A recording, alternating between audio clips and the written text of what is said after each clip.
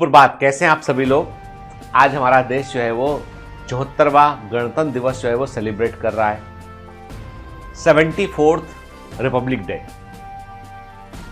जो मायना रखाता है एक देश के लिए जहां पर हम जो है वो लंबे समय के एक संघर्ष के बाद जो है जब हमने अपनी आज़ादी को पाया, उसके बाद हमने अपना एक सिस्टम इस्टेब्लिश किया कि हमें कैसे अपनी कंट्री को आगे लेकर जाना है। यदि हम अपने पड़ोसी मुल्कों से कंपेयर करें तो हम पाते हैं कि हम बहुत आगे पहुंच चुके हैं। यदि आप देखें तो पाकिस्तान में देखें आप, तो आज भी वहां पर जो है कंडीशन नॉर्मल नहीं हो पाई है। कभी आर्मी का रूल रहा है तो कभी डेमोक्रेसी रही है, कभी डेमोक्रेसी इन्फ्लुएंस बाय आर्मी रही है। ठीक है, तमाम तरह के उठापटक वहां पे पड़ोस में होते रहे हमारे। बाकी यदि हम अपने आसपास के देशों में देखें तो वहां पर जैसे हम चाइना की बात करें तो वहां पर डेमोक्रेसी जो है वो कहने भर को है कि वो डेमोक्रेसी है, किस तरह की सरकार है हम सब जानते हैं। तो मतलब इस एशिया के इस हिस्से में भारत ने जो है सबसे बड़ा लोकतंत्र स्थापित किया, और उसके लिए जो बाबा साहब अम्बेडकर जैसे जो महान लोग थे जिन्होंने पूरा का पूरा कॉन्स्टिट्यूशन को ड्राफ्ट किया, उसको इंप्लीमेंट कराया, वो सारा कुछ जो है वो वैसा बनाया गया कि हर एक चीज जो है उसका एक फीडबैक सिस्टम जो है वो मौजूद है। मतलब कोई भी किसी के सिर पर चढ़कर डांस नहीं कर सकता है कि आप मैं जो बोलूंगा वही होगा।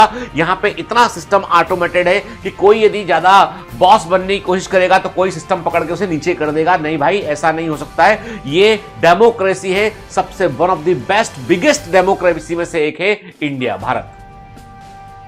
हम ये सब बातें जानते हैं, तो मैं ऐसा क्या नया कहने आपसे आया हूं आज मैं आपसे यही कहता हूं कि ये गणतंत्र दिवस जो है वो छुट्टी नहीं, हम सब लोग हॉलीडे बोलते हैं, हम कहते हैं कि छुट्टी का दिन है, आज थोड़ा सुस्ता लेते हैं। तो मैं एक बात कहता हूं आपसे कि ये चिंतन का दिवस है। ठीक है, ये जो आप रिपब्लिक डे की बात करें या इंडिपेंडेंस डे की बात करें, तो ये जो दो दिन हम जो सेलिब्रेट करते हैं, ये चिंतन का विषय है कि मेरा देश जहां पर है क्या मैं इसको और आगे लेकर जा सकता हूं। मैं क्या मेरे ऐसे किन कामों से मेरे देश को फायदा होगा। क्योंकि याद रखिए कि राष्ट्र जो होता है ना, वही आपकी पहचान होता है। जब मैं कभी फॉरेन अब्रॉड कभी जाता हूं ना, तो कोई पूछता है कि सबसे पहला क्वेश्चन यही पूछता है वो आपसे कि आप कहां से आए हैं, किस कंट्री के हैं आप बताते हो इंडिया। मैं दुबई गया हाल ही में, मुझे बहुत गर्व महसूस हुआ कि भारत का बड़ा मतलब नाम है। आप जापान चले जाइए, इंडिया में बड़ा अच्छा नाम है उसका, इंडिया का बड़ा अच्छा नाम है जापान में। मतलब आसपास की कई नेबरिंग कंट्री में हम लोगों को लोग बड़े प्राइड से देखते हैं। ठीक है, और उसके पीछे बड़ा आज अमेरिका देखो, तो अमेरिका में जो वाइस प्रेसिडेंट है कमला हैरिस इंडियन ओरिजिन की है। ब्रिटेन के अंदर आप देखो ऋषि सुनाक देखो, आप इंडियन ओरिजिन के। मतलब आप देखो भारत जो है वो कहां पर नहीं है। मतलब अब तो कनाडा के अंदर जो है वो कौन राष्ट्रपति बनेगा डिसाइड करते हैं इंडियन बोर्ड। अमेरिका के अंदर इंडियन बोर्ड का बड़ा इंपॉर्टेंस बढ़ गया है। इंडिया इज एवरीवेयर, यानी जो कहते हैं ना कि ग्लोबल कंट्री एक होना चाहिए, उसमें भारतीयों का योगदान सबसे आगे हमेशा रहेगा। तो हमको यही सोचना है कि हमारा देश जहां तक पहुंचा है, इसके और आगे पहुंचने में हम क्या कंट्रीब्यूट कर सकते हैं। देश ने हमको क्या दिया ये बहुत सेकेंडरी चीज है ये, क्योंकि हम हमेशा कंप्लेन करते हैं कि हमारी सड़कें उतनी अच्छी नहीं है, हमारा ये उतना अच्छा नहीं है, हमारे पॉलिटिशियन ऐसे हैं, हमारे पॉलिटिशियन धर्म के नाम पर बांटते हैं, हमारे पॉलिटिशियन झगड़ा कराने में इंटरेस्ट है उनका, बजाय तरक्की के उनसे कोई क्वेश्चन करो तो आंसर नहीं करते, कानून को बदलाने में कोशिश करते रहते हैं। हम सब बातों को मैं मानता हूं कि कई बातें सही हो सकती हैं, कई सही नहीं भी हो सकती है।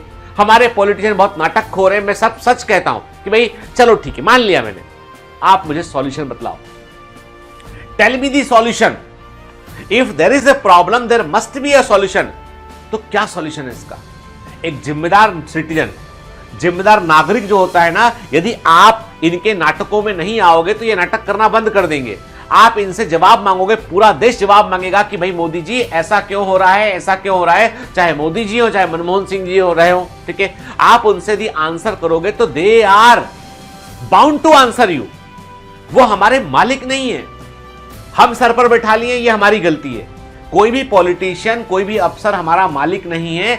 जो अफसर हैं दे आर गवर्नमेंट सर्वेंट्स, ठीक ना, सिविल सर्वेंट्स, गवर्नमेंट सर्वेंट लिखा होता सब, सिविल सर्विसेज, नागरिक सेवाएं, सेवा करने वाला सेवक होता है। वो सेवक है, किसके सेवक हैं, आम आदमी के सेवक हैं। आपने चुना है तो एक आदमी चुनकर, आपके बीच का एक आदमी चुनकर विधायक विधानसभा में पहुंचा है, आपके बीच का एक आदमी चुनकर लोकसभा में पहुंचा है। उन लोकसभा के लोगों ने चुना तो एक प्रधानमंत्री बन गया, एक कुछ बन गया, एक कुछ बन गया। तो everybody is responsible to you.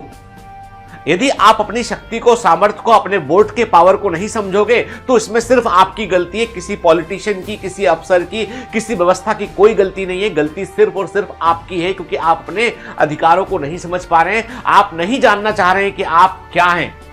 आप ही हैं जो सरकार है, आप ही हैं जो देश है, आप ही हैं तो देश का विकास कर सकते हैं। आप पढ़िए, जागरूक बनिए, जानकारी रखिए, किसी के बहकावे में आकर झगड़ना बंद कर दीजिए। चीजों को सोचना शुरू कीजिए कि ये बोला है तो इसके पीछे लॉजिक क्या है। मीडिया ज्यादा भरोसा मत कीजिए, तमाशा है वो। पहले के जमाने में वो जो है वो सीरियल चला करते थे, आजकल मीडिया सीरियल के रूप में, न्यूज कम है, बकवास ज्यादा है। तो ऐसे मीडिया से दरकिनार कर लीजिए। व्हाट्सएप यूनिवर्सिटी सबसे बड़ा खतरा है। व्हाट्सएप पे आने वाले मैसेजेस जो है, वायरल मैसेजेस, वो जानबूझ के प्रोपेगेट किए जाते हैं, उन पर भरोसा करना बंद कर दीजिए। मैं कहता हूं आप यदि जो है ऑथेंटिक अखबारों को छोड़कर, ऑथेंटिक न्यूज़पेपर को छोड़कर यदि आप जो है वो ये सब बकवास जो है मीडिया का, व्हाट्सएप का, ये देखना बंद कर देंगे, आपको अपने अंदर 50% सुधार, आपके देश के अंदर आपको तरक्की होती हुई दिखाई पड़ेगी।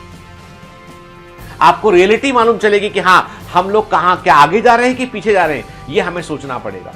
मैं कोई पॉलिटिकल व्यक्ति नहीं हूं, मैं बिल्कुल नॉन पॉलिटिकल एक साधारण सा आम आदमी हूं आपके बीच का ही। मैं यही बोलता हूं कि हम सब लोगों को जिम्मेदारी लेनी पड़ेगी कि 74th रिपब्लिक डे पे कि हमारा संविधान जो हमको अधिकार देता है कि हम देश में कहीं भी जाकर बस सकते हैं, कहीं भी जाकर रोजगार कर सकते हैं, हम देश में जो है वो निर्बाध रूप से कहीं भी घूम सकते हैं, हर धर्म के लोग यहाँ सुख से, अमन से रह सकते हैं। ये सब कुछ हमें हमारा संविधान प्रोवाइड करता है और हमें उस संविधान की को सब सर्वोपरि रखना होगा।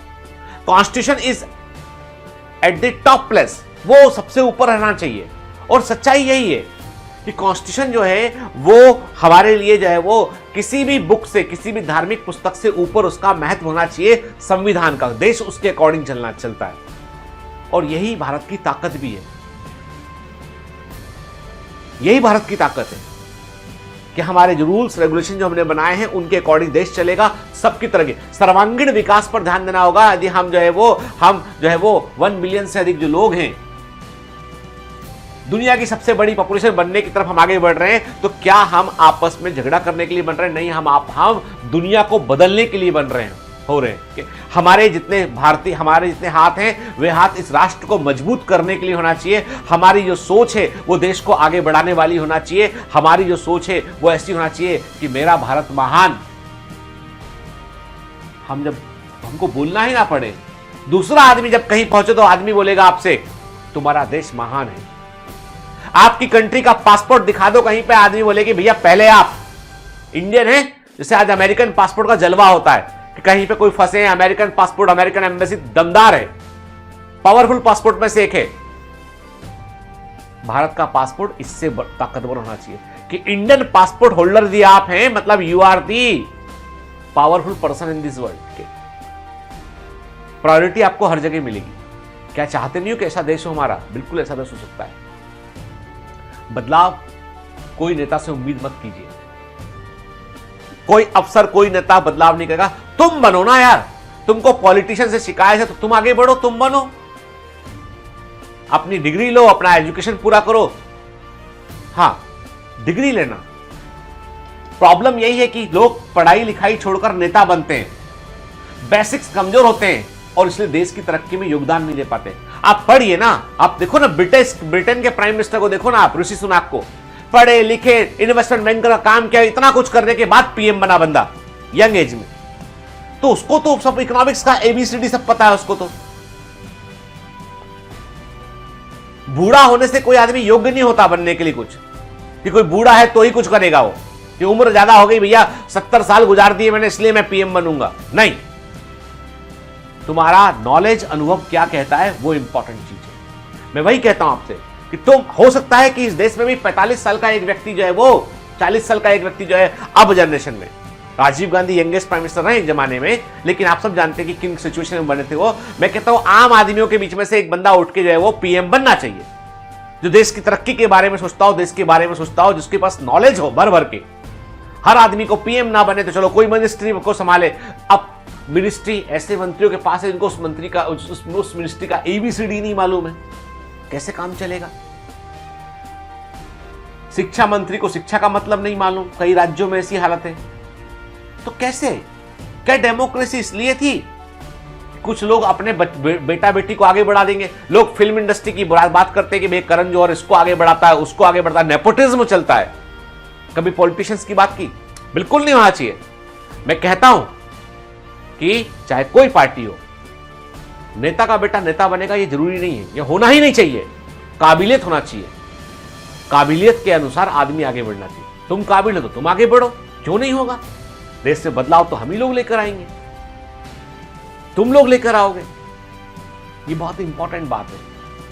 हर दिन हम जो है, हर बार हम जो है वो सेलिब्रेट करते हैं, एक दूसरे को विश करते हैं, छुट्टी मनाते हैं, सो जाते हैं, टीवी देखते हैं बैठ के, हम के पकोड़े खाते हैं, चाय पीते हैं। देश के बारे में हम कितना सोचते हैं? हमें अब बात आ जाती तो हम बन जाते हैं 5 मिनट में हम बनते हैं देशभक्त, और 5 मिनट बाद हम भूल जाते हैं। सड़क पे किनारे गंदगी फेंकते हैं। तुम रोड पर कचरा फेंकना बंद कर दोगे। अभी सिंगापुर जाने का मौका मिला, एक बार लोगों ने बताया भाई सिंगापुर में ये प्रॉब्लम है, ये कि सिंगापुर में आप जो है वो थूक नहीं सकते, आप कचरा नहीं डाल सकते। दुबई जाओ तो वो सही समस्या है कि यहां डाल दिया तो पेनाल्टी लग जाएगा। क्यों? यही भारतीय बाहर जाते हैं, सिंगापुर जाते हैं, एक कचरा नहीं फेंकते। दुबई जाते हैं, कहीं थूकते नजर नहीं आते, कहीं पान की पीक आपको नहीं मिलती दुबई में सड़क पर। क्यों? ये तो वही लोग हैं। हम हमारे घर को गंदा रखते हैं और दूसरों से बोलते हैं कि देखो कितने साफ है वो लोग। अरे अपना घर साफ रखिए ना, देश आपका घर है, साफ रखिए इसको, कंजरा फेंकना बंद कर दीजिए। बदलाव क्यों नहीं होगा? बदलाव छोटी चीजों से होगा। मैं बहुत लंबा चौड़ा भाषण नहीं दूंगा, पर यही बोलूंगा कि चाहे गणतंत्र दिवस हो, चाहे स्वतंत्रता दिवस हो, चिंतन का दिन होता है बेटा। चिंतन कीजिए, देश के बारे में सोचिए और योगदान दीजिए। बोझ मत बनिए, एसेट बनिए देश का। जय हिंद।